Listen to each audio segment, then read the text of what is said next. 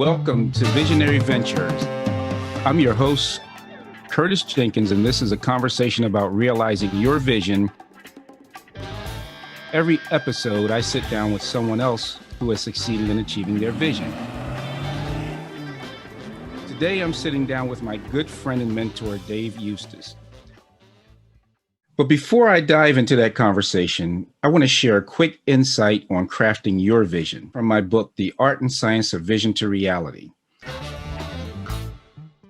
First of all, that CEOs and entrepreneurs, talking about somebody who's struggling to run their business, they tend to believe that they can do everything. Because you're trying to do everything, you're not good at one thing. I try to help CEOs understand that you need to organize yourself for success, but you have to let go in your own mind that you're the only one that's capable of doing everything. That's one of the reasons why I point people towards looking at what their people look like and organizing for success, because CEOs tend to think that they can do it all themselves. Dave, let's start by getting into your background. My path was one of a lot of different turns. And I say that because, I have my undergraduate degrees in physiology. I've spent most of my career predominantly in working in business and operations. I made a living for a while as a bodybuilder and somebody working in fitness when I graduated with undergrad. So I kind of always went where my passions and my interests lied, and then capitalized on everything I could there. So it wasn't a predictable path. Some people are fortunate enough at 18 to sit down and say, this is what I want to do, and here's my career path. Mine was nothing like that. It was mostly forks in the road, and then choosing the fork and doing everything I possibly could to optimize it. Okay. Not choosing the fork, choosing the branch. Gotcha. Well, talking about those forks in the road, what would you say was your most difficult part of your journey to achieve your vision, and how did you overcome it? I think the most difficult part was I was in the fitness industry, and I realized that I wasn't going to be able to accomplish everything I wanted to do in the fitness industry, simply because of the laws were changing on memberships and et cetera. And I needed to move. I needed to move to be closer to my kids. Answered an ad in the paper for something. They were looking for operations and marketing people, and I consider myself a marketing person, surprisingly, because I had done some marketing work promoting health clubs and fitness centers. So I went through the interview, and they hired me in as a job where I was on the road for 5 days a week, working with companies like Delta Faucets and Kraft Make Cabinets and Fortune 500 companies out on the shop floor, trying to get them to improve their operations, which I had no experience in whatsoever. And I remember the first day we went to do an analysis, and basically the analysis is you go out, try to find lost time on the shop floor, and then at the end you sum it all up and you say, here's a opportunity. So I went out to the job, and we were at Delta Faucets in Indiana. So I went out there and I asked him what we were supposed to be doing, and he said he had no idea. So I quickly ditched him and found somebody else, and they showed me. And then it was as if my eyes had opened up. I saw lost time and opportunity everywhere. And so we were supposed to turn in 2 examples of lost time a day, and I was turning in 30. So for whatever reason, never having spent time in a factory, I was able to use probably my background in math, my background in physiology, to see inefficiencies in the process. And so I worked with that company for a couple of years, was hired away by a client, be their vice president of manufacturing, which was another big leap for me because I'd never been an executive in a company. As far as that point, I'd only been a consultant. So I knew that I had some things I had to overcome and learn fast and work hard at. So I remember when you and I worked together at Ricochet Manufacturing, and I think you kind of started me out that way, where you had me go to the shop floor and take measurements. And sometimes you don't know what the bigger picture is going to look like while you're doing that. One of my most, I would say, fondest memories, but at the same time, learnings that I had with us working together was you left me on the shop floor when the director of operations didn't come in, and you weren't in for some reason that day, and we ran out of material. And I panicked and I said, Dave, I called you up and I said, what am I going to do? And I don't know what to do. He says, you know what to do. And I said, no, I don't. And he said, yes, you do. Remember when we sat down and developed that S&OP plan, sales and operations plan? He says, just pick the next thing that brings in the most money. And that was just such a simple answer. I felt like Ralph Macchio, and that you Mr. Miyagi'd me, reference to the Karate Kid. You were preparing me, and I had no idea to run that business. Talk to me about why it's so important to plan and plan ahead and be ready so that you can continue on with, making the most money for your business. Yeah, I think the reason why in the end I ended up in operations is because I recognized early on that if I could control 95 to 98% of the variables, then when surprises came and hit me in the face, it was only one or two, and I had the other 98% under control, so I had time to be able to manage it. So I didn't have to panic. Doing a detailed plan doesn't always mean it's going to work out that way, but one of my early bosses said, fail to plan and plan to fail. So I've always looked at it, try to control as many variables as I can because nothing's going to go to plan. Got it. And so you are a master at transforming businesses by transforming their operations. What's the most common failure you see entrepreneurs and business leaders make with regard to their operations? The biggest mistake that I see, it depends. It's two different. It's kind of two different questions. One question is an established business that's failing, and I think nobody wants to do the boring stuff. And frankly, operations for most people is boring. The average salesperson does not want to do operations. Doesn't want to know anything about it. They just want to go out and sell because they're people. They like to go out and hang out with people and go to lunch and try to sell some business. And a lot of businesses that are established sort of lose track of their products, their product quality, and frankly, as that all results in customer service. The biggest failure I see in entrepreneurs is they fall in love with their product and they don't listen to feedback on how to make it better. So they have two problems. One is, they come up with a good idea, but, like every good idea, it needs to be forged a little bit. But they don't want to think that their idea needs to be forged. It's a great idea. So they don't take feedback from people. And then secondly, they overvalue their idea. And I'll give you an example. We have people come into the company I work for now with a product.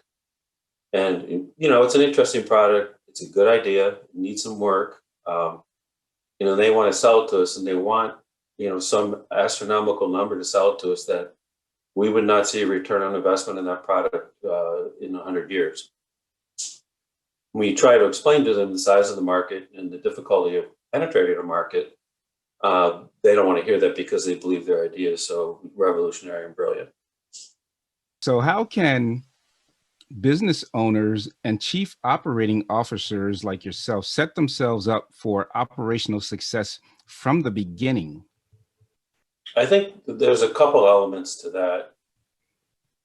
One is, I guess it really depends on the situation, but in general, the answer would be you've got to have a good team of people that you trust and that you empower, who also trust you and don't think and believe that you have the company's best interest in mind as well as their own.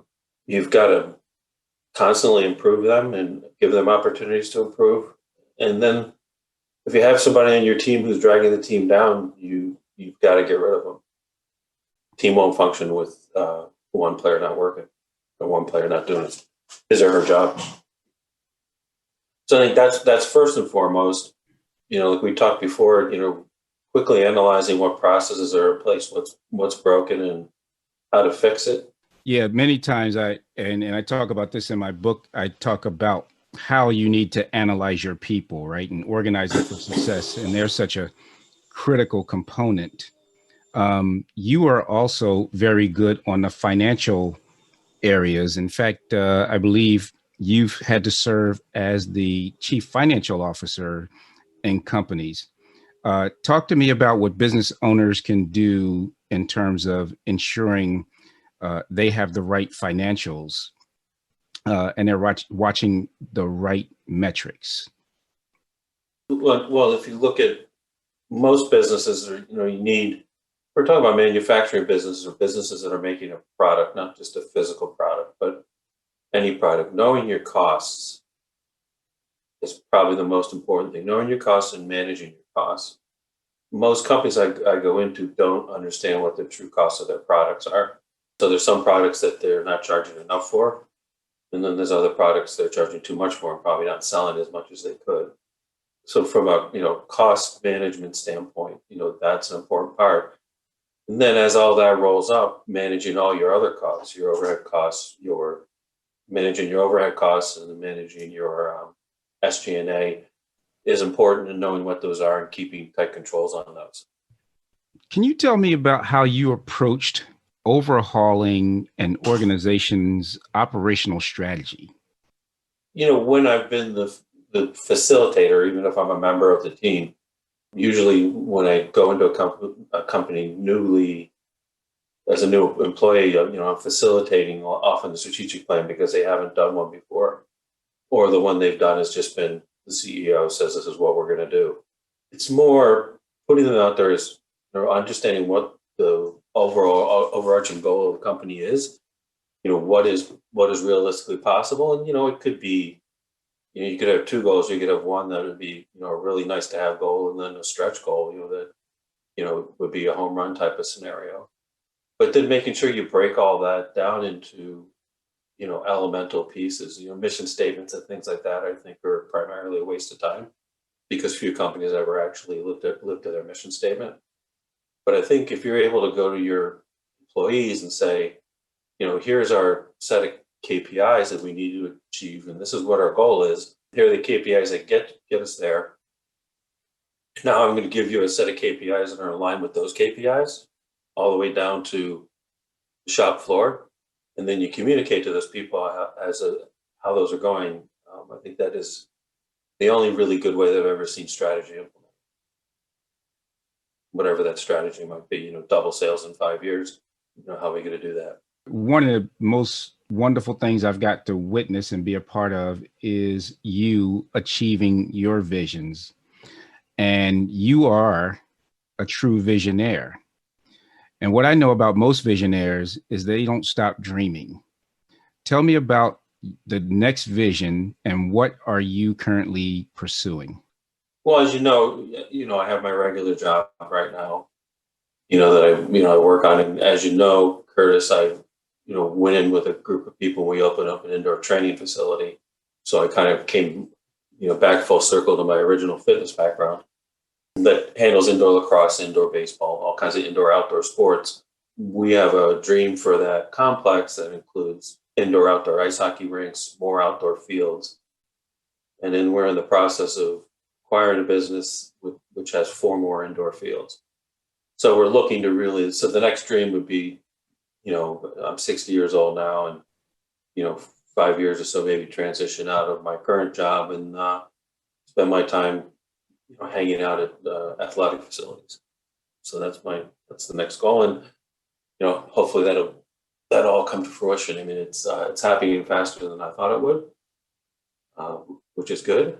So the first part of that venture has been financially successful.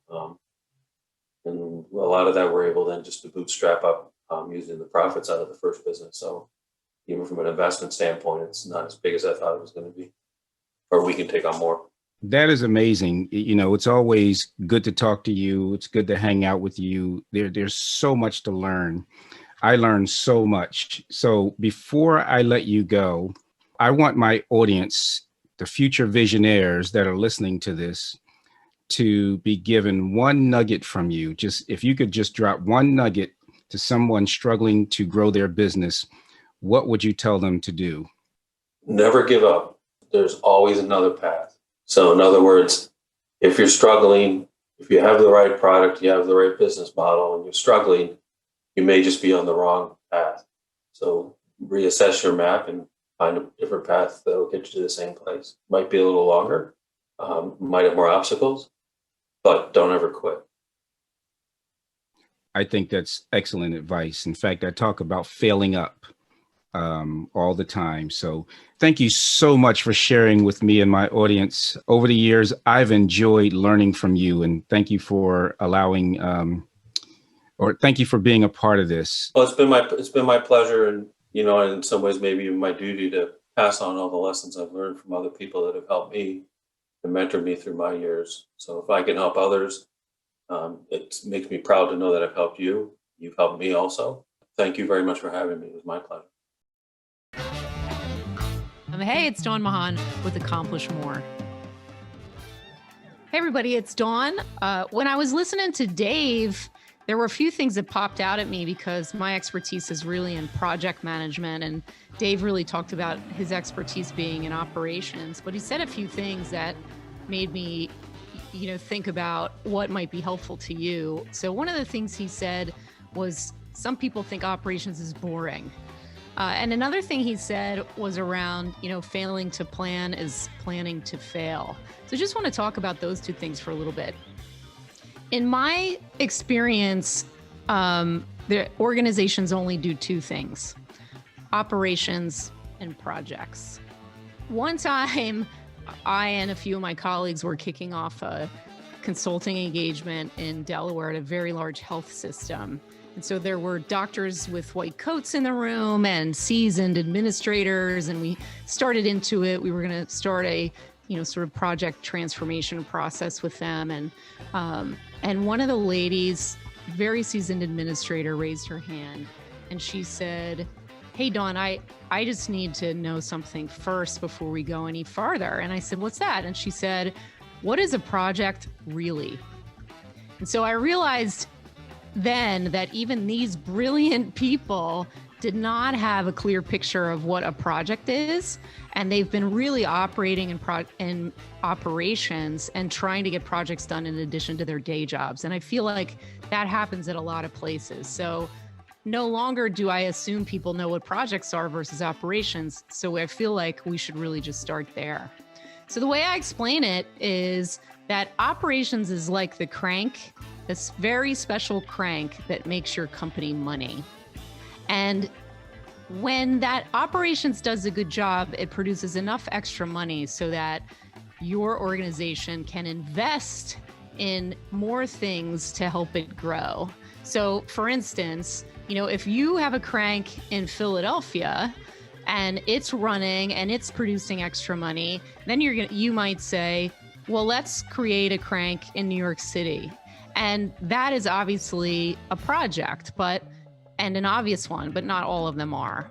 So what are projects? Well, the definition by the Project Management Institute has 3 parts, and I'll make it really easy for you to remember these. It's temporary, it's unique, and it creates a product, service, or result.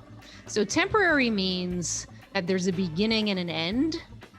So when somebody says ongoing project, that is a red flag because it violates the temporary rule. The second part, unique, means really in nowhere in the history of the world has this ever been done before. In this time, in this place, with these people, something makes it unique. And then the third piece, again, is it produces a product, service, or result. And in many cases, it produces more than one of those things. So if you have those 3 parts, temporary, unique, and creates a product, service, or result, then you have a project. And that's when I highly recommend that you do this little thing called planning. And most people, what they want to do is they just want to jump into the work and get going. So there are many cultures that are sort of speed freak cultures where it's go, go, go, do, do, do, go, go, go, do, do, do. And they don't necessarily take a minute to plan. But even in sports, when you see a basketball player at the foul line, when you see a baseball player step up to the plate, when you see a golfer step up and think about their first shot off the tee, they have a way that they set themselves up for success. They are setting their swing up for success. And that's exactly what we need to do at the beginning of projects. And that's really planning. And what Dave said was, if you fail to plan, you plan to fail. That's a famous quote and absolutely is true. And in fact, if you do some of that planning, it doesn't have to be, you don't have to have a 500-page report come out of this. It can be literally as easy as, when you go to the grocery store, before you go, do you write down a few things, that you absolutely need to get? If you do, then you're going to have a much better chance at efficiently getting in the grocery store, getting those things, and getting out and not forgetting anything, right? It's the same thing with planning anything, any kind of project. If you just take a moment, even a moment like that ahead of time in the beginning, you can save yourself rework. You can save yourself, a lot of headaches just by thinking ahead even a little bit. And so I'd encourage you, to first of all, make sure that do I have a project on my plate or not? And if you do have a project, then the first step is to set up your swing for success so that you can efficiently, move in the right direction, not have to do rework, which can be super expensive. And take much more time than it would if you had just taken a few moments at least to plan in the beginning. So that's my tip for the day. I hope you enjoyed the podcast, and I'll see you next time for our segment.